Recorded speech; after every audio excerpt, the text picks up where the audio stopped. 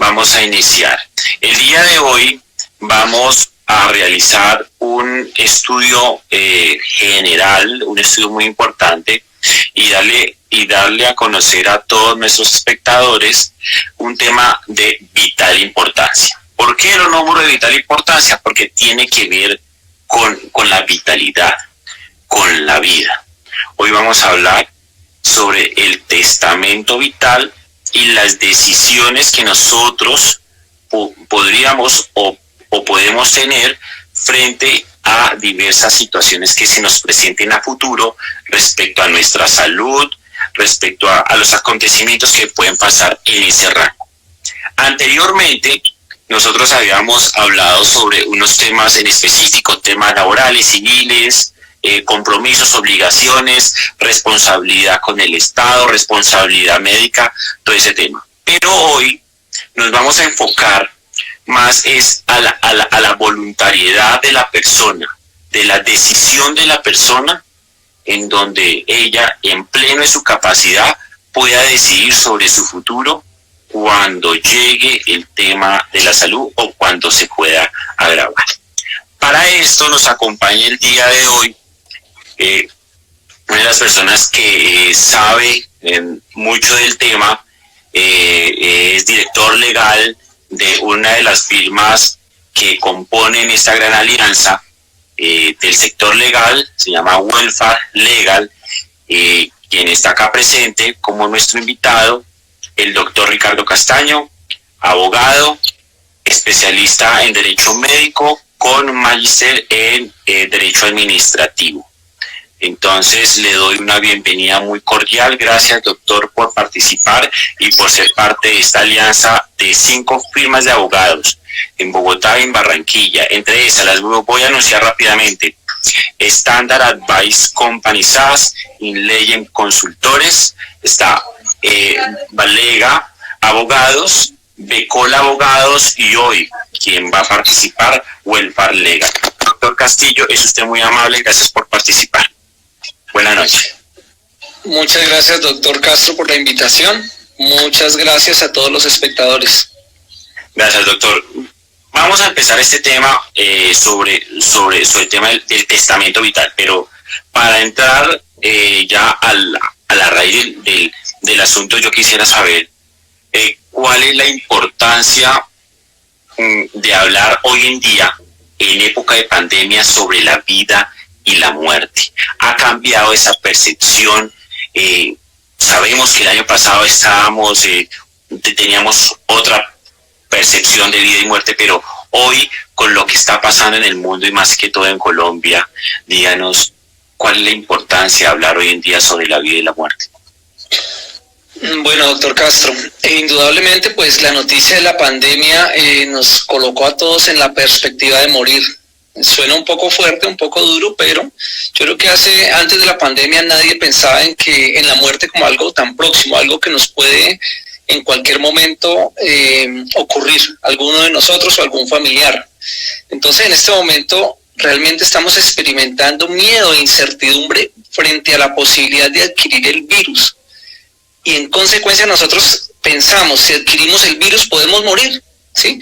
Vemos todo el tiempo las noticias, nos venden miedo, estamos observando gente en cuidado intensivo, muriendo en condiciones a veces lamentables, las redes sociales nos inundan de escenas totalmente tristes. Entonces, todo este tipo de información nos está colocando en una perspectiva muy fuerte, muy dura, enfrentarnos a una situación límite en la cual, digamos, en este momento nadie está seguro.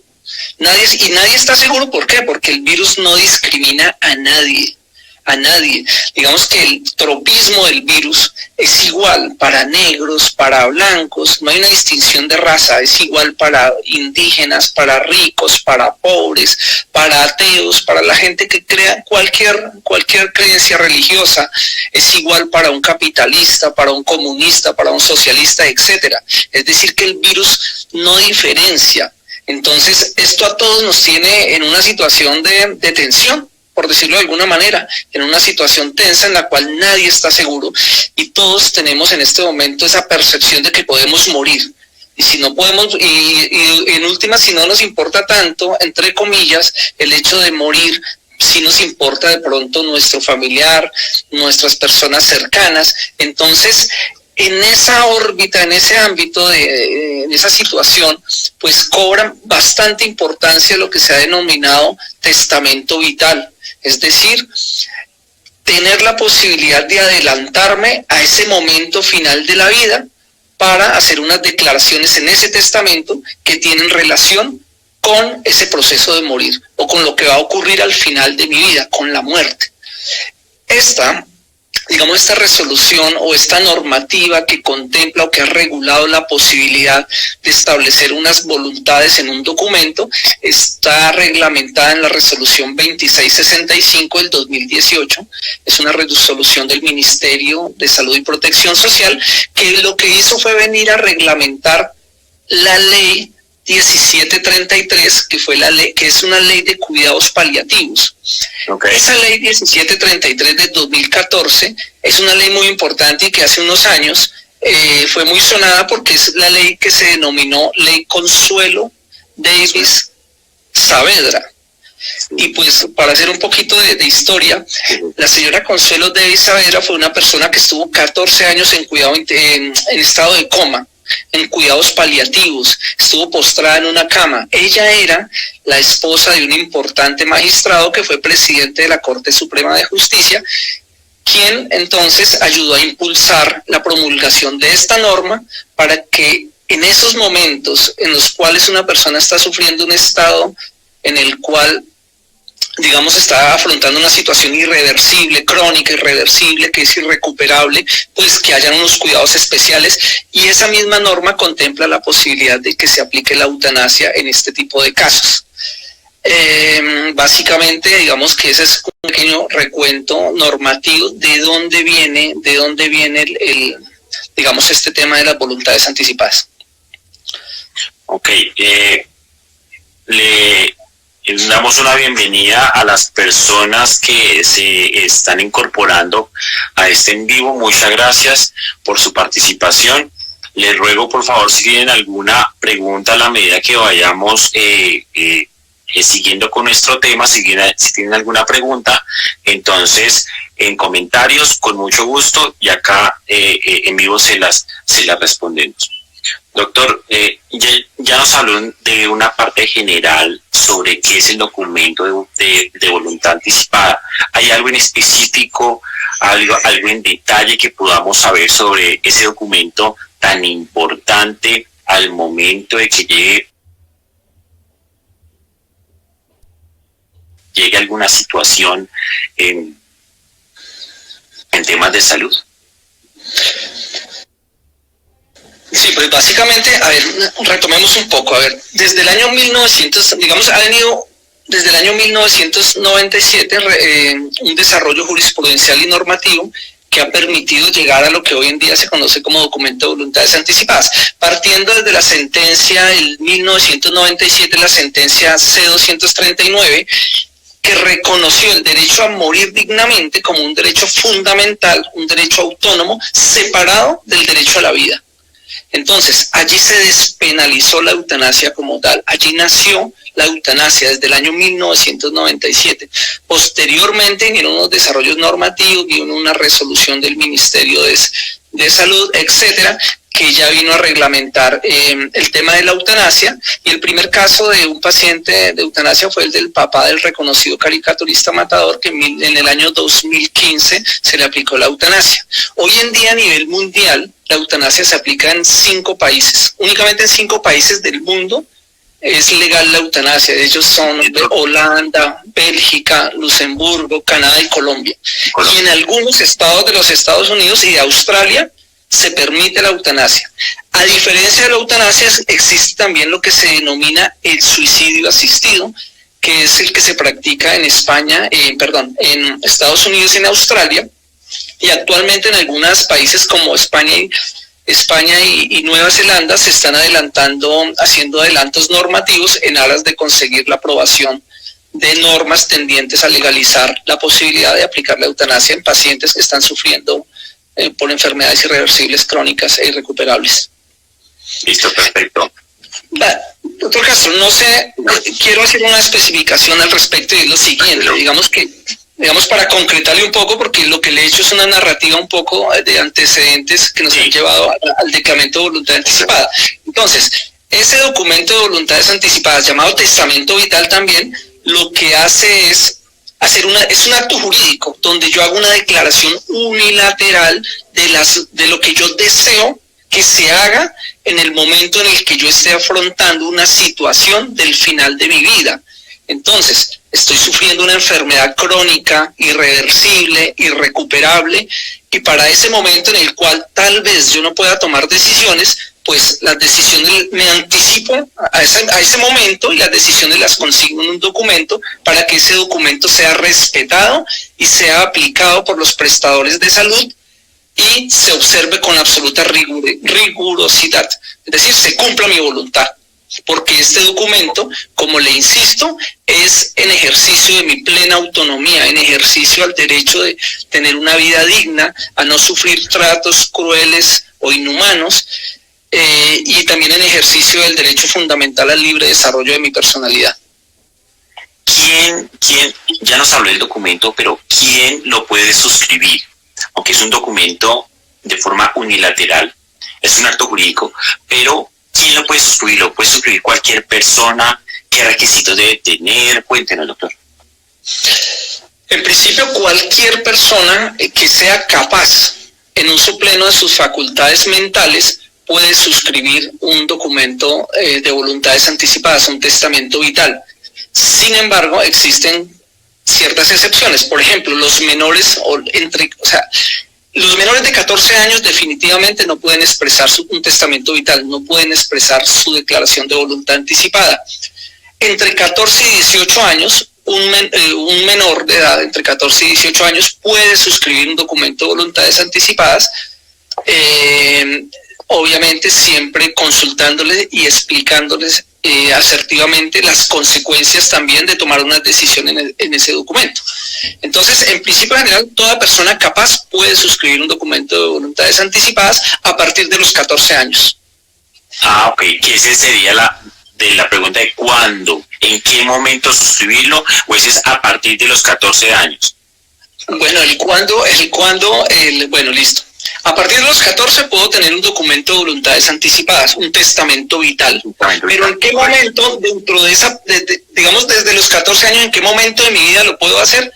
Puedo hacerlo en cualquier momento de mi vida. Siempre que esté en pleno uso de mis facultades mentales. Eso es muy importante. Bien sea que esté gozando de perfecta salud o que esté en un estado de enfermedad. Yo puedo estar enfermo y suscribir un documento de voluntades anticipadas. Aquí lo importante es la capacidad volitiva, es la capacidad de consentir, es la capacidad de expresar de manera libre, sin apremio alguno, sin sufrir ningún tipo de constreñimiento, lo que deseo que se haga conmigo para esos momentos del final de la vida. Perfecto. Ok, doctor. Muchas gracias. Le recuerdo... las preguntas se van a responder ya ahora al fin. Permanezcan en el en vivo y le recuerdo que este en vivo, como los otros que hemos hecho, es gracias a la alianza del sector legal de varias firmas de abogados en la ciudad de Bogotá. ¿Listo? Igualmente, cualquier pregunta, cualquier inquietud, por favor, en el espacio de comentario. Doctor, ya nos habló del tema de qué es un documento, qué lo puede, qué cuándo, pero qué debe contener ese documento. Bueno, los requisitos legales, los requisitos que trae la res, sí. La norma exige unos requisitos mínimos que debe contener el documento para que surja o para que tenga plena validez. ¿Sí? Entonces, ¿qué debe tener? La fecha en la cual se está suscribiendo esa declaración de voluntades anticipadas, debe tener el lugar en que se expresa esa voluntad anticipada, es decir, la fecha, por decir algo, mayo 8 del 2020, lugar Bogotá. Debe contener, obviamente, los nombres completos completos, nombres y apellidos de la persona que manifiesta su voluntad, el documento de identificación. Aquí hay algo importante que ya lo había mencionado, pero aquí en el documento la norma exige que debe haber una expresión absolutamente concreta y específica de que la persona se encuentra en pleno uso de sus facultades mentales y que se encuentra libre de cualquier tipo de coacción. Y que además esta persona conoce las consecuencias de tomar esa decisión. Las consecuencias, por ejemplo, de rechazar un procedimiento médico. La persona es plenamente consciente, conoce el alcance y conoce las consecuencias de la manifestación de su voluntad. También el documento debe contener la descripción clara, expresa y inequívoca de lo que quiere que se haga, de sus preferencias frente a los tratamientos médicos y frente a otras disposiciones al final de la vida. Por ejemplo, yo puedo decidir en ese documento hacer parte de una investigación o de un ensayo clínico, o puedo decidir no donar mis órganos, o puedo decidir donarlos, o puedo decidir que mi cuerpo se utilice para investigación o para efectos académicos. Y finalmente lo que exige la norma es que el documento esté suscrito por la persona que está manifestando su voluntad. Hay otros requisitos formales que si quiere más adelante los tocamos, que tienen que ver ya dependiendo la manera en que se exprese, porque hay 3 formas diferentes en las cuales puedo formalizar ese documento de voluntades anticipadas. Ok, doctor, pero hay que tener en cuenta que debemos ser muy precisos sobre nuestras decisiones, ¿sí? Sobre nuestras decisiones en el documento. Esa es la recomendación. Sí, claro, indudablemente. A ver, yo tengo que ser preciso, describir qué es lo que quiero que se haga y lo que no se haga. Y en lo que no se contemple en ese documento, ya para el momento yo puedo nombrar una persona que tome decisiones por mí. La misma resolución contempla la posibilidad de que yo nombre unos sustitutos, que son las personas que se van a encargar de tomar las decisiones frente a lo que no se encuentra en el documento. Entonces, permítame decirle algo, doctor Castro. Hay 3 formas en las cuales el documento de voluntades anticipadas se va a formalizar. ¿Cómo lo puedo hacer?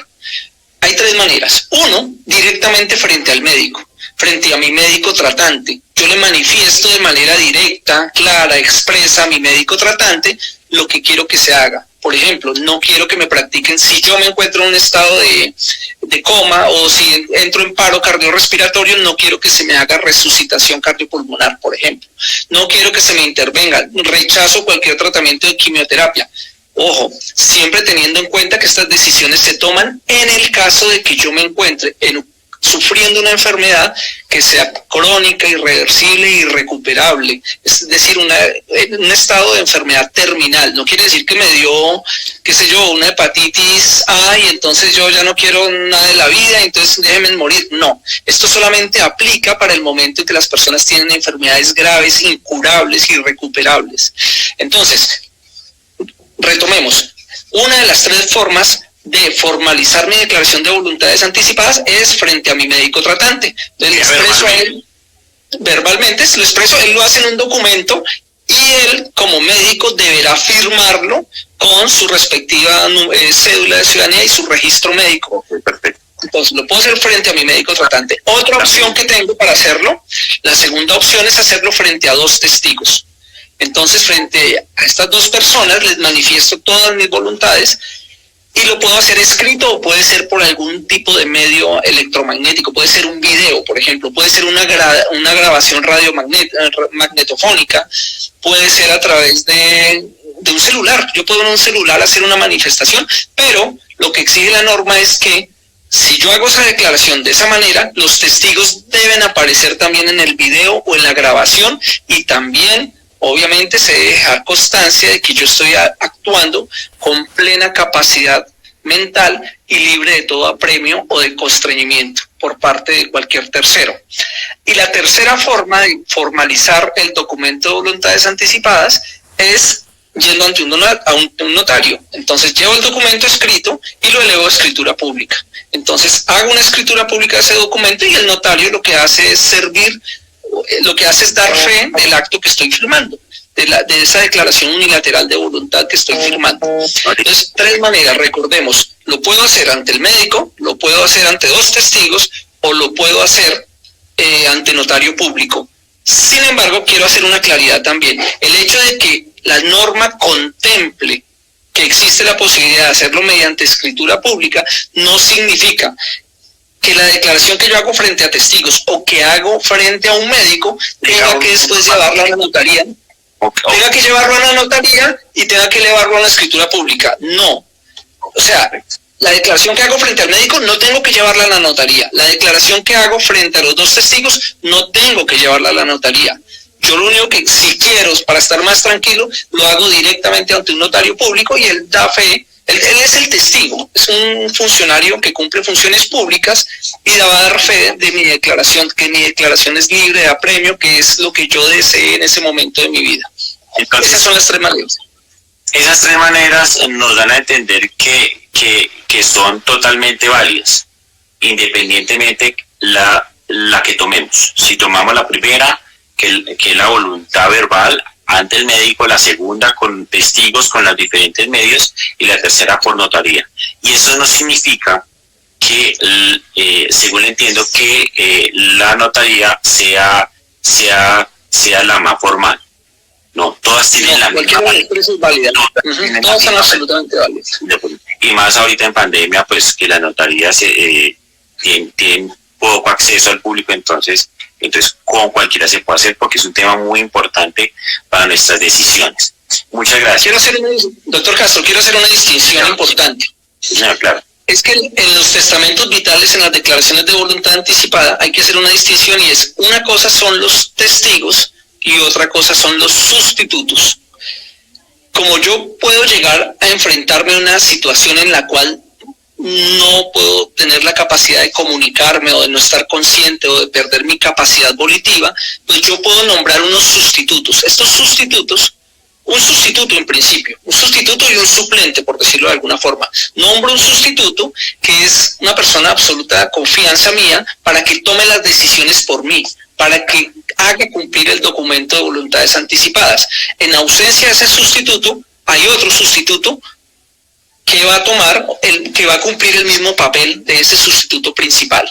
Pero una cosa diferente son los testigos. Es decir, yo puedo hacer el documento de voluntades anticipadas, nombro los sustitutos pueden no estar presentes, pero si están presentes son los testigos. Los testigos no son sustitutos. Los testigos lo que hacen es dar fe de que yo estoy declarando esa voluntad anticipada de tal manera que es fiel reflejo de mi voluntad y de que mi voluntad no estaba viciada de ninguna manera. Perfecto, totalmente claro el tema, doctor. Doctor, ¿qué se puede incluir en el documento, además de lo que nos acabó de decir? ¿Qué más se puede incluir? No sé si o tiene algunos límites. A ver, la importancia del documento de voluntades anticipadas, básicamente yo diría que la sustancia del documento como tal es precisamente eso que yo puedo incluir, las decisiones que quiero que se tomen. Entonces, acá vamos a hablar básicamente de varias cosas. Entonces, una es que yo puedo decir aquí ese derecho que tengo a morir con dignidad, siempre teniendo en cuenta de que se me deben suministrar pues unos cuidados paliativos hacia el final de la muerte. ¿Y qué es un cuidado paliativo? Pues que se me trate de menguar el dolor, que no vaya a sufrir, que no tenga, si tengo alguna condición física, pues que esa condición física no me impida tener una vida pues en términos de calidad pues muy desalentadora. Entonces, uno importante es el derecho a morir con dignidad, que lo tengo que manifestar o lo voy a manifestar en este documento. Puedo también en este documento hacer una solicitud expresa de que se me practique la eutanasia, obviamente cumpliendo con todos los requisitos que la ley establece para la eutanasia. Es que la eutanasia no es simplemente me quiero morir, tengo un despecho y entonces quiero ir a que me apliquen la eutanasia. No, esos son casos demasiado específicos que se dan para enfermedades crónicas, irrecuperables, irreversibles, donde la persona está en un sufrimiento insoportable, donde ya no hay nada que hacer. Entonces se pide de alguna manera que se autorice, se le pide a la EPS y el médico tiene la obligación de practicar la eutanasia. Obviamente también el médico podría hacer uso de la objeción de conciencia y no practicarla, entonces tocaría buscar a alguien que sí esté dispuesto a aplicar la eutanasia, porque aquí también juegan o están en juego muchos valores morales y éticos que tienen que ver no solamente con el paciente, sino con el médico. También, ¿qué puede contener este documento? Entonces, yo puedo también solicitar que todos los esfuerzos terapéuticos, digamos, en la etapa curativa o preventiva, pues se enfoquen simplemente a menguar mi padecimiento, pero no a curarme, no a mantenerme, no a prolongar mi vida en el tiempo de manera innecesaria, cuando ya sabemos que no hay nada que hacer, que la enfermedad que estoy sufriendo, pues que es de tal magnitud que ya no hay ninguna posibilidad terapéutica para restablecer el estado de sanidad que tenía. ¿Qué debo también incluir allí? Puedo incluir un deseo a ser informado sobre mi enfermedad. Es decir, hay gente que prefiere no conocer nada de su enfermedad ni de los tratamientos y deja todo en manos de sus creencias religiosas. Entonces, yo puedo exigir en este documento, por favor, indíquenme, explíquenme todo lo que yo estoy padeciendo. Sucede en muchos casos y lo vemos todo el tiempo, que los familiares le ocultan información al abuelo, le ocultan información a los padres. No le digamos que está sufriendo esta enfermedad porque de pronto entra en depresión y se va a morir más rápido. Claro. Entonces, pues no, esto es algo que puede ser bastante cuestionable. Obviamente la familia siempre actúa pensando en el mejor beneficio del paciente. Sin embargo, insisto en que para algunas personas sí puede ser muy importante que siempre se les brinde toda la información acerca de lo que le está ocurriendo a su cuerpo y acerca de las terapias o de las tecnologías en salud que le van a aplicar en aras de menguar el padecimiento que está sufriendo. ¿Qué más puedo incluir allí? Puedo también incluir el deseo o no de que se me practiquen algunos procedimientos invasivos o no invasivos. Entonces yo puedo decir en ese mismo documento, mire, este procedimiento atenta contra mi dignidad, este documento atenta contra mis creencias religiosas. Recuerde usted, doctor Castro, lo que sucede con los testigos de Jehová. Con los testigos de Jehová, por ejemplo, los testigos de Jehová no aceptan transfusiones de sangre. Entonces, los testigos de Jehová cargan ellos en su billetera un documento donde expresamente dicen: no acepto transfusiones de sangre, en caso de sufrir un accidente, etcétera, no acepto, no permito que esto se me haga, este procedimiento no se me haga. Entonces, yo en este testamento digital puedo expresamente decirlo: no acepto y conozco las consecuencias de no aceptar una transfusión de sangre, que la consecuencia puede ser la muerte. Pero hay que ser respetuosos porque estoy en ejercicio de mi autonomía, de mis creencias, de mi moralidad, de mis costumbres. Y si mis costumbres me indican que yo no quiero recibir un tipo de tratamiento específico, pues mal haría un médico en tratar de ir en contra de esas creencias o de no respetar la autonomía.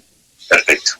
No de respetar la autonomía de un paciente. Entonces, esto es bastante importante y fundamental al momento de suscribir un documento de voluntades anticipadas. También, ¿qué puedo yo decir en este documento? Decir si quiero o no quiero acompañamiento espiritual o religioso. Generalmente ocurre que un paciente en estado de coma le llevan el sacerdote, le llevan algunos oficios religiosos, la extrema unción, etcétera, pero yo puedo decir no recibirlos o sí recibirlos. Insisto en que esto debe de ser potestativo de quien está en esa situación. Entonces, en uso de ese desarrollo de ese derecho al desarrollo de la personalidad, a ese desarrollo de mi autonomía, pues yo puedo previamente anticiparme a esa situación y decidir recibir o no recibir algún tipo de acompañamiento religioso o en algún sentido. Entonces, también lo puedo consignar acá. ¿Qué puedo también decidir en el documento de voluntades anticipadas? Puedo también consignar decisiones frente a la donación de mis órganos o de tejidos. Puedo expresamente decir si quiero o si no quiero hacerlo. En Colombia, en términos generales, existe la presunción de donación. Eso significa que si yo no lo he manifestado, no he manifestado ningún tipo de oposición a la donación de mis órganos, el Estado puede tomar mis órganos y utilizarlos para algún paciente. ¿Sí? Entonces, pero yo en este documento de voluntades anticipadas puedo decir no donar o puedo decir expresamente que sí quiero donar mis órganos. Okay. Otra de las cosas importantes que puedo manifestar dentro del testamento vital es mi consentimiento para participar en algún tipo de estudio clínico o de ensayo clínico, en algún tipo de terapia que se esté probando. Ejemplo, estoy sufriendo un cáncer terminal de estómago y en ese momento está en desarrollo una medicina que está orientada a mejorar o a curar el cáncer de estómago. Entonces yo puedo, desde ese preciso momento de la declaración de mi voluntad, decir que permito incluirme en cualquier estudio que vaya encaminado, obviamente, a curar la patología que yo estoy sufriendo. Entonces, puedo también manifestar mi deseo de que mi cuerpo o mis órganos sean donados para efectos académicos, para efectos netamente educativos. Otra de las cosas importantes que yo puedo decidir en el documento, en la declaración de voluntades anticipadas, es, por ejemplo, ¿qué van a hacer con mi cuerpo? La disposición de mis restos. Quiero ser cremado, quiero ir a una bóveda, quiero ir a un sepulcro en tierra, quiero, por ejemplo, en general, quiero, por ejemplo, que el rito por el cual se hagan mis exequias sea un rito católico, o sea, por el rito judío, etcétera. Todo este tipo de cosas se pueden decidir dentro de este documento y, pues, obviamente deben ser respetadas estas decisiones. También, como insisto, muy importante en este documento, se van a nombrar los sustitutos. El sustituto, la persona quien va a tomar las decisiones por mí. Si caemos en un estado de pérdida de conciencia, pues alguien tendrá que tomar la decisión por mí en caso de que lo que yo quiero que se haga no esté consignado en el documento de voluntades anticipadas. Entonces, mire que aquí hay dos cosas. Por un lado, el sustituto lo que hace es hacer valer lo que yo ya dije, pero también tiene la posibilidad de decir sobre cosas que yo no dije, porque de pronto en ese momento no se me ocurrieron o porque de pronto no las preví, o sea, no pude anticiparme lo suficiente a todas las situaciones que pueden ocurrir, y entonces este sustituto tiene la posibilidad de decidir por mí.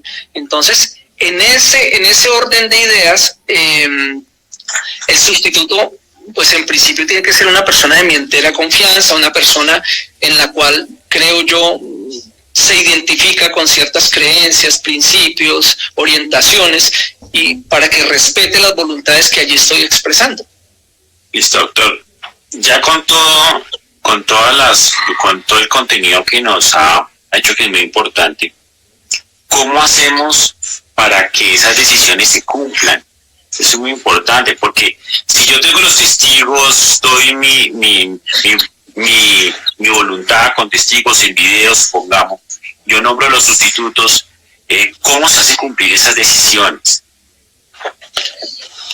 Bueno, importante, pensemos lo siguiente, claro, en vista de que yo hago este documento, puedo hacerlo de manera privada sin ir a una notaría ante dos testigos. Pues yo este documento, ¿qué debo hacer con ese documento?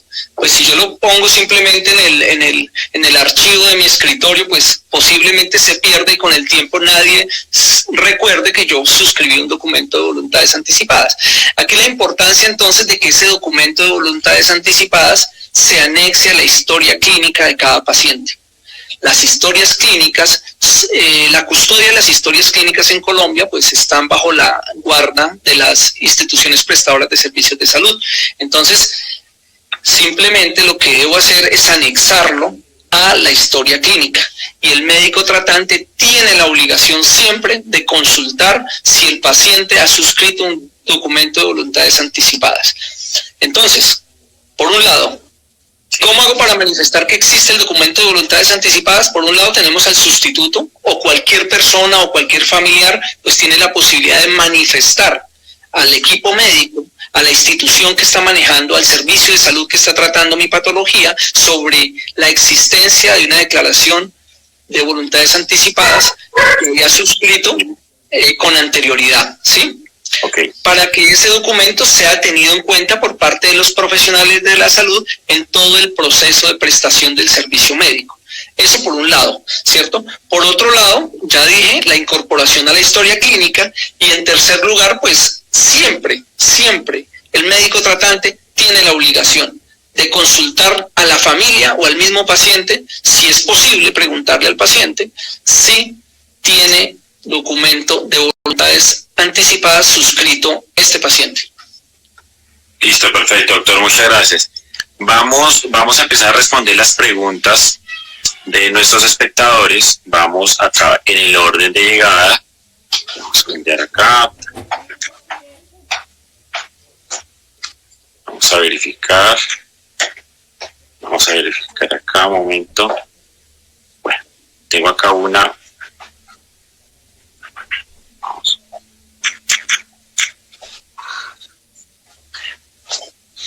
Bueno, hay una persona que lo quiere contactar. Estamos hablando de Jorge Sar. Dice que lo va a contactar directamente. Jorge, claro, con mucho gusto, a la cuenta de Welfare Legal.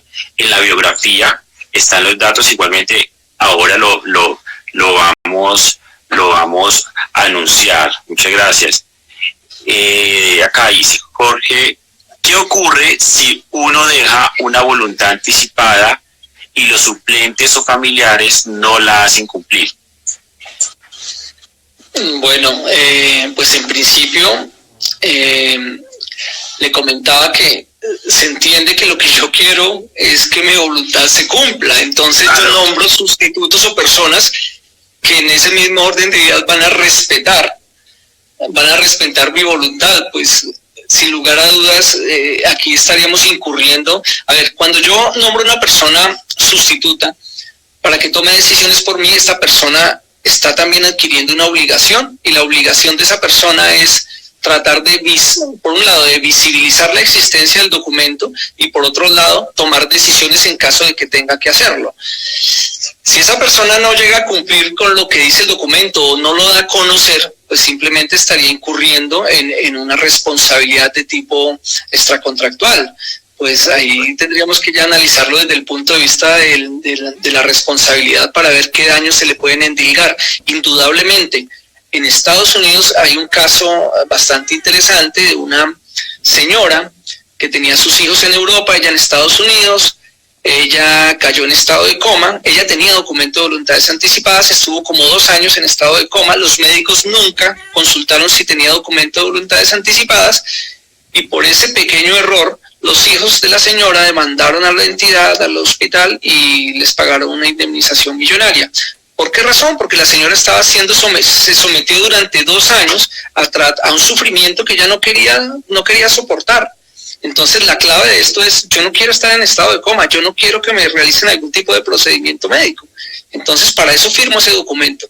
Y quien incumpla ese deber, esa obligación, bien sea de visibilizar el documento, bien sea de cumplirlo, pues estará inmerso en un tema de responsabilidad por el padecimiento, por el daño que ha hecho, que ha obligado a esta persona a sufrir.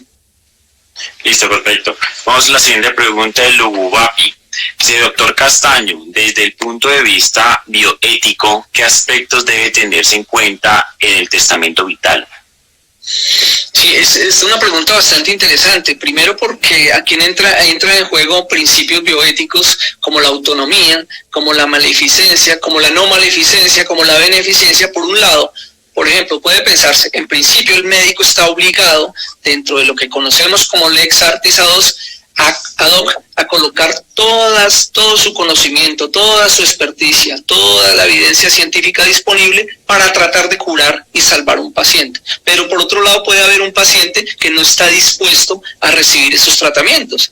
Entonces, digamos que hace unos años la figura del médico era una figura muy paternalista. Lo que hacía el médico era lo que tocaba obedecer, el médico tomaba las decisiones por el paciente y el paciente simplemente no opinaba. Eso ya ha cambiado totalmente. Acá ahora la relación médico-paciente está mediada por principios que deben ser respetados, tanto los del paciente como los de las obligaciones del médico frente a los deseos o los principios bioéticos que le asisten a un paciente que está en estado terminal. Entonces, la autonomía, por un lado, se debe ser una ponderación, porque el médico no puede entrar a ensañarse médicamente hablando para tratar de mantener vivo un paciente, para alargar su periodo de vida. Esto a veces resulta cruel e inhumano cuando sabemos que el paciente ya no va a recuperarse. Entonces, por un lado, si el paciente manifestó su voluntad de que no le hicieran ningún tratamiento, que simplemente busque alargar su vida, pues eso se debe respetar, no quiero recibir eso, pero por otro lado está el médico que quiere, insiste o que desea, en razón del juramento hipocrático, de salvaguardar su vida, de mantenerlo vivo, de colocar todos los recursos disponibles para que esa persona se mantenga viva. Entonces hay en juegos muchos principios acá bioéticos del principialismo, llamados del principialismo, como el principio de beneficencia, que es buscar el mejor bien, o por lo menos el principio, por otro lado el principio de no maleficencia, que es por lo menos no causar daño. Está el principio de autonomía también. Entonces acá hay varias cosas en juego y siempre en cada caso particular se deberá realizar una ponderación de esos principios bioéticos que están en juego para tomar la mejor decisión, siempre pensando en el mejor beneficio para el paciente. No es en el mejor beneficio de la familia, porque la familia, desafortunadamente, en estos tipos de situaciones, trata es de aferrar, trata es de no dejar ir a su familiar. Entonces insiste al médico, hagamos esto, intentemos esta cirugía, yo leí en internet, yo vi en televisión, yo consulté, existe esta terapia, intentémoslo, y esto realmente lo que hace es prolongar en el tiempo el sufrimiento del paciente. Y ahí tendríamos que preguntarnos, ¿esto era lo que el paciente quería? ¿Esto era lo que el paciente realmente deseaba, que se intentara todo este tipo de cosas para mantenerlo con vida? Esto realmente es lo que a veces, se enfrentan. Esto es lo que se enfrentan todos los días los médicos en las instituciones frente a situaciones bastante complejas, donde no se sabe qué hacer no se sabe quién está sufriendo más, si el paciente en ese estado, si la familia que no quiere perder a su familiar, o el médico que no sabe qué hacer, si su función es simplemente mantenerlo con vida, o simplemente dejar que el paciente ya tome, que llegue su momento final de muerte. Y porque debemos entender definitivamente que la muerte es un proceso natural al cual todos estamos abocados y que en determinado momento vamos a afrontar. Entonces la idea de todo esto es tratar de afrontarlo en el mejor beneficio del paciente y atendiendo a la autonomía de cada persona, que haya esa dignidad humana, ese respeto por mi autonomía y mi dignidad humana. Ok, perfecto, doctor. Nos quedan menos de ya 20, 15 minutos. Quisiera, con la siguiente pregunta, igual del UAPI, ¿cuál es el efecto que surge el testamento vital y las pólizas de vida? Bueno, esa es una pregunta para un experto en derecho de seguros, pero en principio voy a tratar de responderle porque es una pregunta un poco en este momento que me resulta un poquito etérea. ¿En qué sentido? En el sentido de que una póliza de seguros pues es un contrato en el cual simplemente alguien, por un lado una aseguradora, se obliga a pagar en caso de que ocurra un siniestro, ¿sí? Entonces, no sé de qué manera podría afectarse una póliza de seguros si yo simplemente he suscrito un documento de voluntades anticipadas, a no ser que la póliza trajera dentro de su listado de excepciones, que generalmente son mil excepciones para no pagar las pólizas, que dijera algo como, si este paciente tiene suscrito documento de voluntades anticipadas, yo no pago la póliza, o sí la pago, o simplemente esta póliza será efectiva en el sentido de que el paciente debió haber firmado un documento de voluntades anticipadas. Tendría que ser algo relacionado con eso, pero no veo exactamente cuál sería la relación directa con el pago de una póliza. Me imagino que la persona que consulta se refiere a un seguro de vida, a una póliza de vida, pero no veo realmente cómo pudiera, incidir directamente en el reconocimiento o no de la póliza que está consagrada o del pago de la contraprestación que está consagrado en la póliza. Listo, perfecto, doctor. Ya nos vamos a la última pregunta. De Finca Sueños de Paraíso. Wow. Doctor Ricardo, ¿hay límite de edad para la decisión para terminar su propia vida? Sí, ya habíamos comentado que sí hay un límite de edad, y es: los menores de 14 años no pueden suscribir un documento de voluntades anticipadas. A partir de los 14 años, hasta cualquier edad, se puede suscribir un documento de voluntades anticipadas, siempre que la persona esté en pleno uso de sus facultades mentales. y además que no esté viciado su capacidad de consentir, es decir, que alguien no lo esté obligando, que no esté siendo constreñido a tomar una decisión o a suscribir un documento de estos. Entonces tiene que ser una voluntad libre de todo apremio, y que sea una persona plenamente capaz desde el punto de vista legal. Capacidad legal obviamente tiene que ver con capacidad mental. Capacidad mental, perfecto. Pues listo, perfecto, doctor. No hay más preguntas. No hay más preguntas. Ya nos estamos acercando a los 50 minutos. Entonces, pues quisiera darle las gracias por haber participado en este en vivo. Ya el 9º en vivo que hacemos desde que comenzamos con esta gran alianza entre varias firmas de abogados. Recuerden que está conformada por firmas de Bogotá y de Barranquilla. Bogotá y Barranquilla, entre ellas Becol. Un gran saludo a Becol, también a Inlegend Consultores, a Valega Abogados, a Standard Advice y hoy que es nuestra invitada, Welfare Legal. Doctor, es usted muy amable, muchas gracias. Abarcamos los temas que pactamos, resolvimos en gran medida todo el tema de las preguntas de nuestros espectadores, y por favor, ya para terminar, sus datos, cualquier persona que requiera contactarse con usted, ¿cómo se puede contactar? Nuestra página web, correo electrónico, un teléfono, para tratar estos asuntos de vital importancia, valga.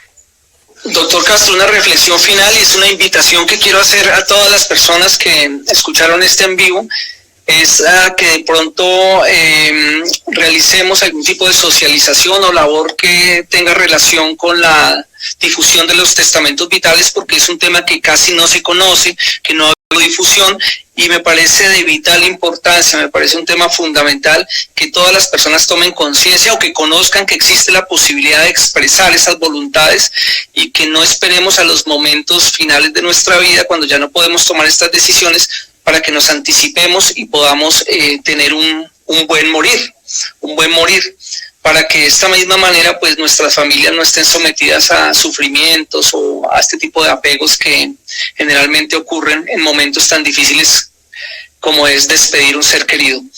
Le agradezco mucho a todos. Nos pueden contactar en nuestras redes sociales como Welfare Legal. Nuestro WhatsApp es 301-742-1111, y nuestro correo electrónico es info@welfare.com.co. Muchas gracias y feliz noche.